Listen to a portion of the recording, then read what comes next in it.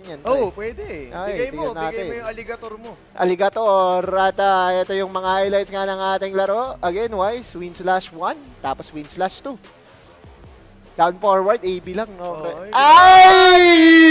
Ready na sa 2x KO? Win! Sabi ko sa inyo, down forward 1-2 pala, hindi wala yung AB. Oo, goes for that crutch kick. Ganun. Oh, man, ganun. Ito yung mga plays na nahuli nila si Wise again.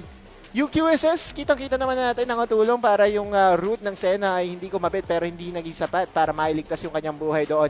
And again, clashes after clashes in front of the Dragon. Minsan nga napapaisip na lang ako kumustahin yung Dragon, pare. Oo. Kasi parang ang daming aksyon na nangyayari sa harap na, Ang dami no? niyang iniisip. Ano ba naman itong mga to? Bakit niyo ba ako pinag-aawayan? Tsaka ba't pa kayo dito nag-aaway sa harap ko? Natutulog ako eh. Hindi ba kayo pwede sa mid mag-away? May lanes naman kayo. Andito ako sa ilog. Same. And again, everything was a byproduct of the early game dominance and the mechanics advantage by Team-Wise. Ito yung slam dunk moment, pare. Dalawa sila doon eh, no? Oh my God. Nahuli. Flash into the key burst. Sakuragi, no? Oo. Alley-oop. Idol. At Kuya Osay. Alam oras mo na na. yan. Dahil dediretso na tayo sa break. Gusto ko lang i-shoutout yung mga viewers natin. Kayo? Ayan, shoutout sa mga viewers. Hello, nandito na kami. Donate na kami. Nandito kami sa roller coaster. Mabait na po Welcome kami dito. Welcome dito, Kuya Osay. Ay, akala ko hindi na ako makakarating dito eh. Sa roller coaster. Oo, sa roller. Gusto ko sakin yung roller coaster. Pero yun na nga, mga kaibigan, pupunta lang tayo sa short break. Pagbalik natin, maraming kulitan ulit with our streamers, content creators, at ang huling might be the huling laban nga natin ngayon against Kapitan Pugo at Wise. Diyan lang kayo, magbabalik kami.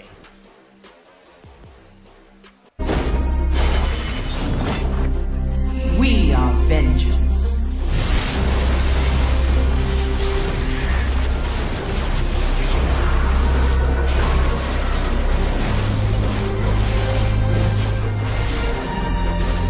We have no mercy.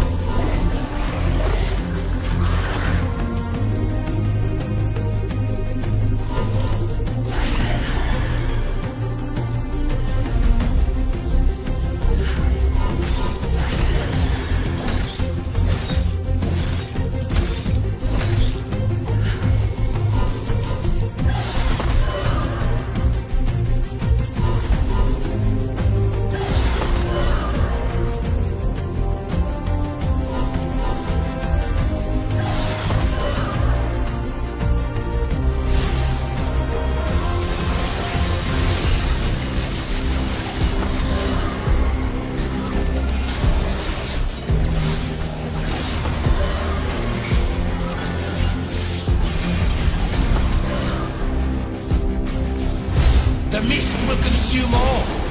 My victory is simply a matter of time.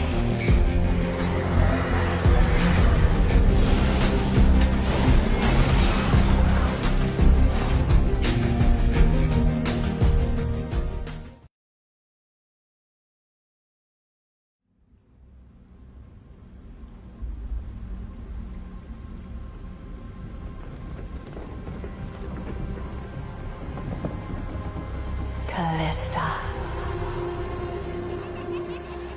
Love and happiness could be yours. But are you willing to give up on your promise and leave your home? You would be a wise and just ruler. But how long would your reign be?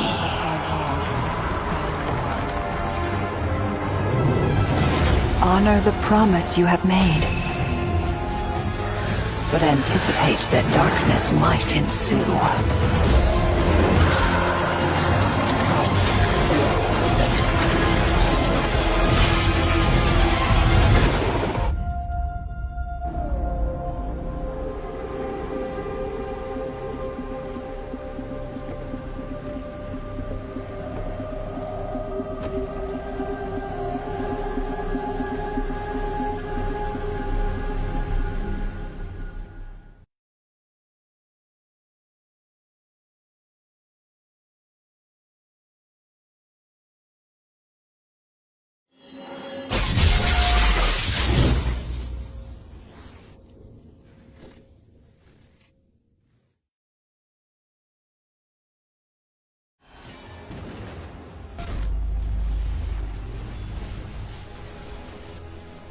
We know our players start to get more interested to know more about the champions. And over the years, we've done a lot of work as far as like world building to help players get an idea of where a champion fits in the world.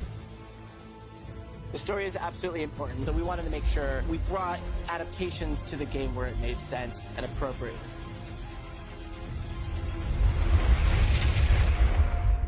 Hi, I'm Laura. I'm head of creative and IP strategy. And for that IP strategy part, that might be a little bit more confusing. What that part of my role is thinking about how the characters and the universe and the stories and all of these things are being designed and thought through in all of our different mediums and all of our different products so that players are going to feel like this is a world they can really believe in, right? It's cohesive and it makes sense. My name is Paul. I'm the director of creative game production for League Studio. I work across our League games in collaboration with teams like Laura's to make cool things happen in our game. And today we're going to be talking about an experiment that we're doing with gameplay and storytelling in Wild Rift. A MOBA is not really the best place to tell stories. You have some VO lines, and in the beginning that was pretty much all you had. But there's still this connection players start to have with the champion, even with so little around them.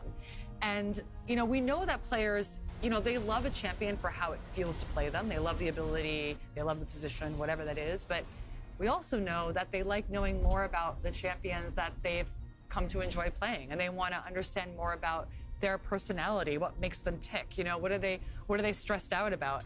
And I do think it's just a human thing. You just start to connect with that character more and more. I mean, I love Orianna. I'm not a great Orianna player. I'm not great at mid lane, but I loved her right from the beginning. It's what drew me in the game. It's like she has almost no story, but I projected a lot of story on her. And speaking from a player perspective, I would love to see more story with her and a greater idea of who she is. And I think it just feels good when you're playing that you know the champion, not just how they feel when you play them, but like more about who they are. A lot of the challenge for Wild Rift players who don't have a lot of history around the League IP is really understanding where does everyone fit in the IP. You kind of have to be a librarian and really go deep to understand the state of the world or where things are for certain characters. So we wanted to find a way to bring them along on the journey without distracting what they normally do in their core gameplay. And that's why we wanted to package these 3 Shadow Isle characters in particular who have relationships with each other and find a way to bridge how they're all being released together in a way that feels natural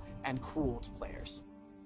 I hope what players like about it is that we've kind of hit it on several layers. So if you're one who just want to kind of passively be immersed, there's a lot of things for you that are just more like it's a vibe. But if you really want to go deep with it, you know, you can experience Callista's story, the in-game illustrations, the comic, and just get exposed to it in that way. And just as you obtain a character and play games with that character, you'll get a little more background about why it is as you're playing the game week to week. And if you want to go deeper, you can go back and read the novel. Read the novel. Yeah, exactly. And if you've already read the novel, well, then you're kind of seeing it in a different angle, because a lot of the stuff we're bringing to the table hasn't necessarily been shown in illustration form. See, that's something I love too. That it's like we have this novel, but players are gonna see it now. Yeah. Because before, I mean, I love reading, right? It's an imagination thing, but it's also really fun to actually have the visuals, Yeah. have the audio, and have the full experience. So I Yeah. think that's gonna be really cool.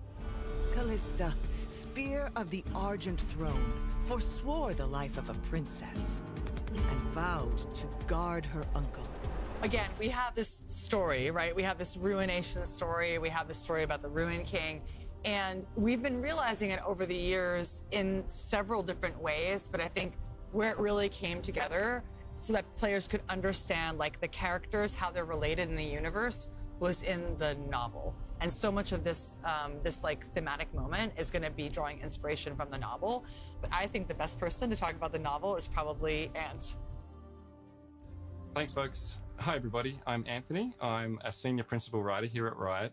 I work in the R&D space on the Riot MMO, and I was the author of the book Ruination. So I started at Riot about 10 years ago, and the first project I worked on was a new champion who at the time was under the code name Spectral Legionnaire. This was the character that turned into Callista. So creating a champion is a really collaborative experience. It's coming together between like different disciplines like design, audio, visual art, and writing, and together we create the character of Callista. So understanding how Callista acts and how she feels will inform how she...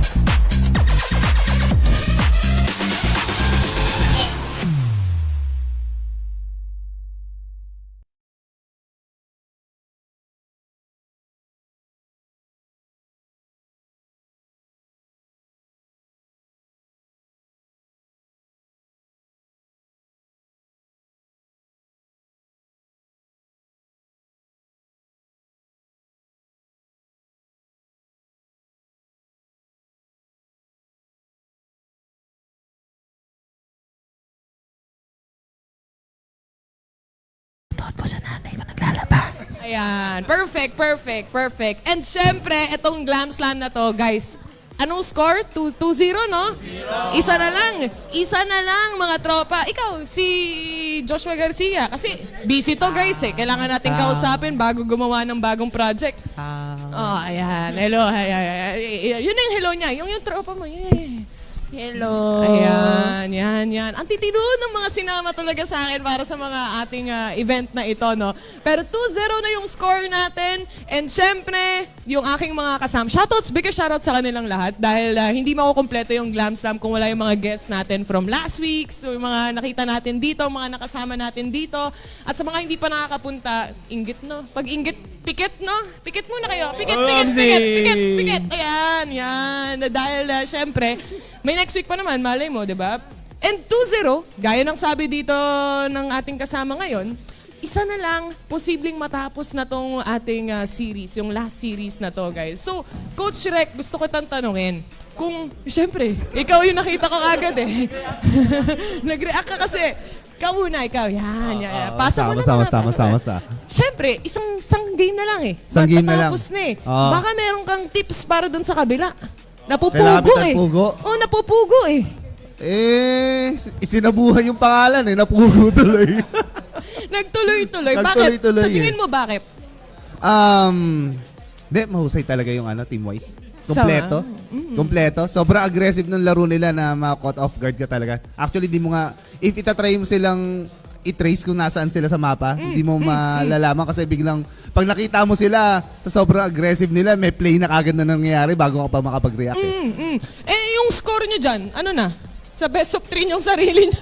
Nagbabato-batopik sa likod ko. Anong score nyo? 2-0 na rin. 2-0 na rin. Pakilala ka naman, di ba? Hello po, I am Yumi and shout out nga po pala sa lahat ng Zoomies members po. Hello. Ayan. Kumakanta ka ba? Sumasayaw? May concert ka ba? Ganon. Saan ka namin makikita? Facebook, TikTok din? Or... Ano lang po, nag-organize lang po ako ng tournament sa Ay. Zoomies. Panis! May organizer. Kompleto tayo yung mga shoutcaster natin. Si Creoles. Ang dami kong guess eh. Nasa likod ko lang pala eh. Asa nga ba? Kamusta yung series so far? Ayun, grabe as a yung mga caster? plays na mga ginawa nila doon. So, yung the way that Wise moves around the map, yung the way na yung chemistry nila really connects. Tsaka, ano eh, talagang, yung Riven na rework, pinag-usapan namin sa likod yun eh, yung rework na Riven, sobrang OB. Yung only win slash? Diyos ko. Kaya ano eh. Oh, ngayong week nga lang. Ngayong week. Kaya enjoy nyo na habang Jerome pa yung ganung unli. Pero so far, iba eh. Iba yung galaw ni Wise ngayong... Bigay mo kay Coach Rex. Sobrang iba eh, no? Sobrang galing Galing ba ni ni Wise, Wise? ang galing ni Wise. Batak. Napugo si Pugo ngayon eh. Napugo si Kapitan Pugo. Ibigay mo dito sa kabila. Yan, dito. Yan. Yung microphone. Ikaw, parang hindi ka pa parinig naman ng magandang boses mo. Di ba? As a jungle? Oo. May recommendation ka ba sa kanila? Mga jungler natin. Lalo na kay Pugo. Kay Cap, nagulat lang ako, nagpipick pa rin siya ng Graves. Although, hindi na siya masyado nakikita ngayon. Pero, depende sa, base sa performance si Cap, saka sa Graves, grabe, sobrang solid na damage yung binibigay niya. Pero ano pa rin, grabe si Wise maglaro, man. Grabe si Wise. Sobrang the best talagang na-execute yung rework ni Riven. Sobrang solid. I mean, way back pa naman din siya naglolol din as well, di ba? So at least, kahit pa paano, nandun na yung experience. Pero isa pa sa mga experience dito, yung pagiging gwapo ng mga kasama natin. Kaya, bibigyan natin sila ng pagkakataon. Ikaw muna. Pakita mo muna yung... Nahuli ako? Yung best riz mo. Yung camera, etong camera na to, ito, yan.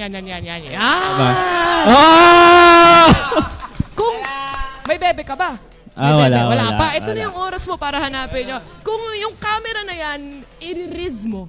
Paano? Ganun. Hawakan mo muna. Hawakan mo muna. Ayan, babilangan kita. 3, 2, 1, go. Sheesh!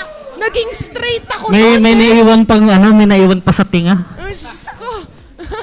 Ay, nako. May isa pang lalaban sa'yo. Ay, sino sino? yan? Ito yan. Ito. Kaya ba natin to i-tight shot? O, ito lang. Ito. Yan. Aling camera to? Ito ba yun? Ayan. O, bibilangan kita. 3. Ito yung camera. Tignan mo mo. Yan. Okay. 3, 2, 1, go. Yeah!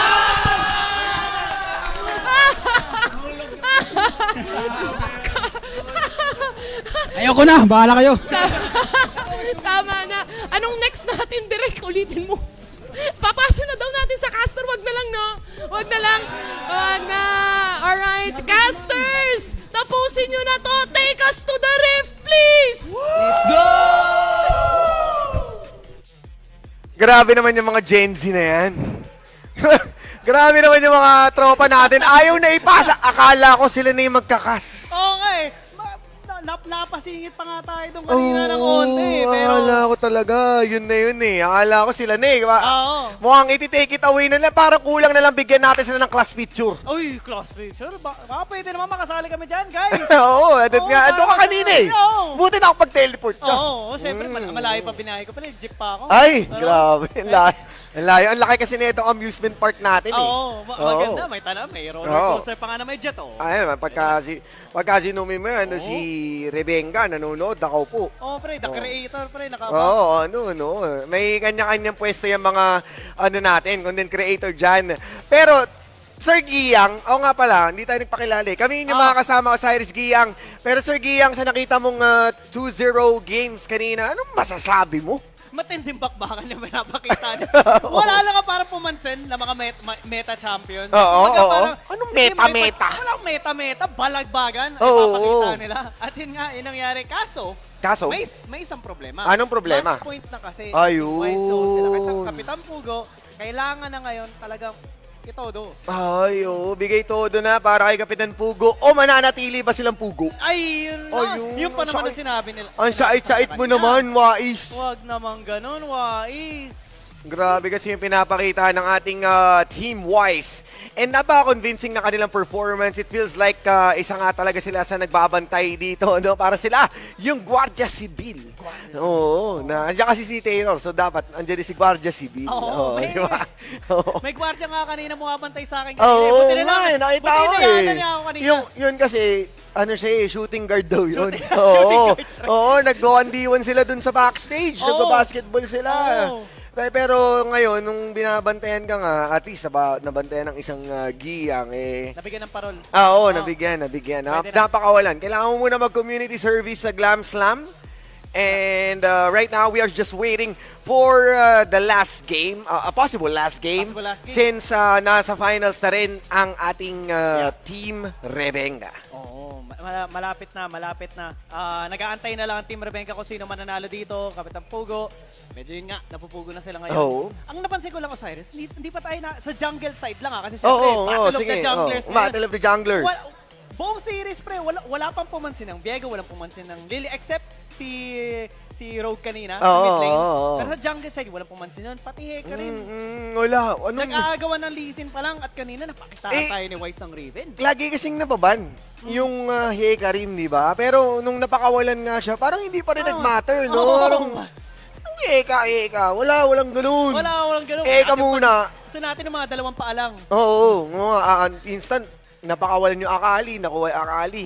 And yun nga, no, nag-shift pala si Rogi nun sa mid lane, pero mas nilaro pa niya yung Lilia.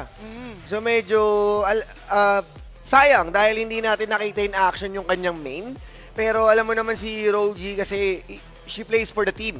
Lagi. Oo, ganun talaga yung caliber ng isang Rogi. Kaya nandun, no, ang isang Lilia to entirely deny sa kamay nga ni Wise doon. Oh, I mean, nakita naman natin kanina na nade-deny yung Akali, kahit paano, maganda yung laning phase niya. Pagdating sa mga team fights, mataas yung damage na nade-dish out niya. Kasi yung problema lang, wala kasing pang frontline. Exactly. Wala kang freedom to do what you want. Oo. Kaya kulang talaga yung possibilities to make a play around that certain team comp or that champion specifically.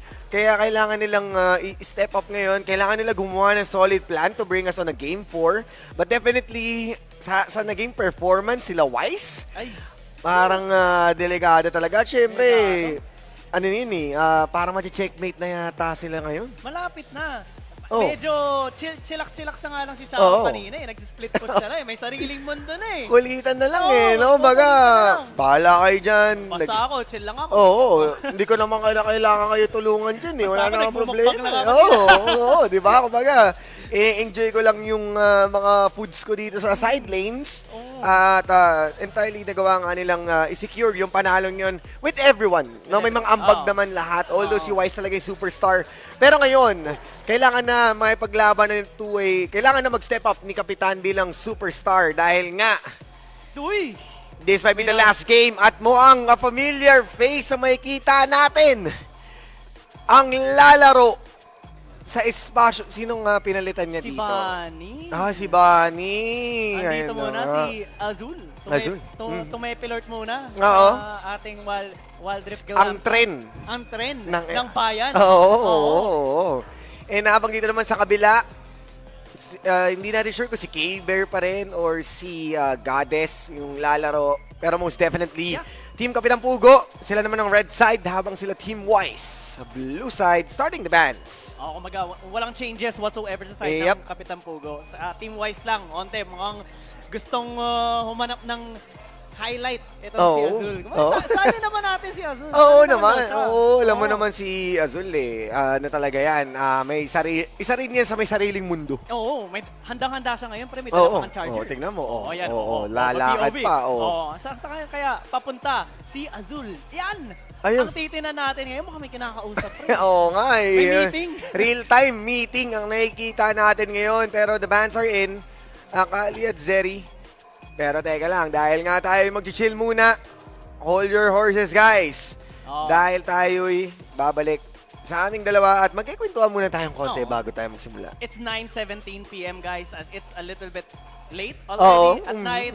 Make sure to have your dinners already, di ba? Yep. Siyempre, kung... Nag-dinner ka na ba? Oo naman. Oo, sarap katabi kita ng- eh. Oo, sarap ng kain natin Oo, kanina. sarap na kain natin eh. Tapsi gaming tayo Tapsilog kanina, eh. Si Otulus. Oo. Mahilig kasi si Otulus sa ano eh, sa mga tapsilog na yan. Tapsi, No. And yun si ano yan, kumbaga kanina, nauna na nga kumain yan kaysa sa akin. No, okay lang. Basta busog-lusog. Oo. Yun ang importante dito. Masaya tayong lahat dito. And sa mga nasa live stream ngayon, mga nakasubaybay sa ating laban ng Team Wise at Team Kapitan Pugo, let us know what your thoughts are right now. Especially dahil meron ng pagbabago sa roster din ng Team Wise. Do you think they can secure this 3-0? What do you think? What champion do you think Azul is gonna be picking here in this game? Or do you think magkakaroon ba ng comeback? Nako, parang mahirap, no? Parang ang Mahirap. pinakadikit na laban pa lang natin, Game 2. Tapos, nung nagwala na si Wais, wala na. Pre, win slashan na lahat. Pinapaypayan niya lahat eh. Oo, kumbaga, naiinitan na ba kayo? O ayan, paypay muna. Ubus. Ito, Ay! Ito na nga.